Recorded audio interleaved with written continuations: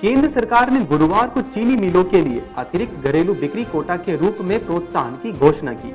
अक्टूबर से शुरू होने वाले नए 2021-22 चीनी सत्र में चीनी का निर्यात करने वाली और अधिक एथेनॉल का उत्पादन करने वाली चीनी मिलों को यह प्रोत्साहन दिया जाएगा। केंद्र सरकार ने कहा है कि चीनी मिलों को चीनी की वैश्विक कीमतों में आई तेजी का फायदा उठाने और नए सत्र में पहले से कच्ची चीनी के निर्यात की योजना बनाने के लिए कहा गया है।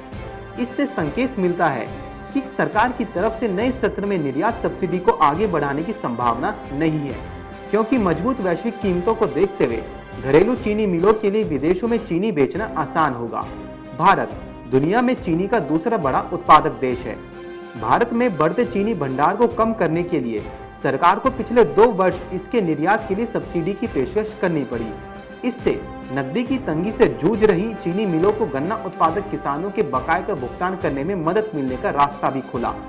वहीं खाद्य मंत्रालय ने एक बयान में कहा है कि चीनी मिलें जो चीनी का निर्यात करेंगी और इसके बजाय एथेनॉल का उत्पादन करेंगी, उन्हें घरेलू बाजार में बिक्री के लिए अतिरिक्त मासिक कोटा आवंटन के रूप में प्रोत्साहन दिया जाएगा। वर्तमान में सरकार घरेलू बाजार में चीनी की बिक्री का मासिक कोटा तय करती है।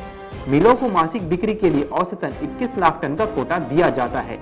मंत्रालय के अनुसार कुछ चीनी मिलों ने नए सत्र में निर्यात के अनुबंध किए हैं।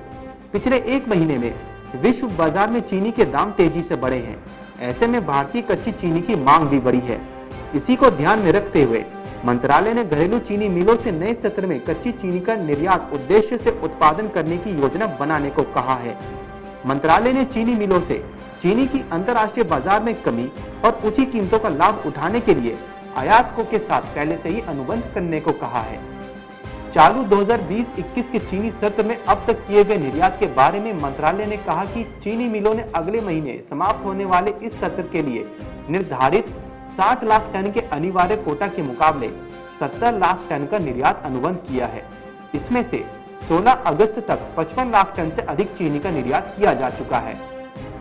चीनी मिलों ने वर्ष 2019-20 में 59.6 लाख टन, वर्ष 2018-19 में 38 लाख टन और 2017-18 में केवल 6,20,000 टन चीनी का निर्यात किया था। मंत्रालय ने कहा है कि सरकारी उपायों के बाद चीनी मिलों की नकदी की स्थिति में सुधार आने चीनी मिलों के 2019-20 सत्र के 75,703 करोड़ रुपए के गन्ने बकाया का भुगतान कर दिया गया। अब केवल 142 करोड़ रुपए का बकाया ही शेष है। जहां तक 2020-21 चीनी सत्र की बात है, मिलों ने लगभग 97,872 करोड़ रुपए की गन्ने की रिकॉर्ड खरीदारी की, जिसमें से किसानों को लगभग 81,963 करोड़ रुपए का भुगतान पहले ही किया जा चुका है।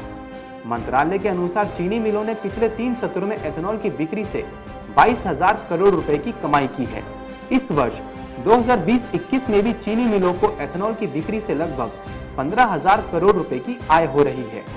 इससे चीनी मिलों को किसानों के गन्ना बकाया का समय पर भुगतान करने में मदद भी मिली है।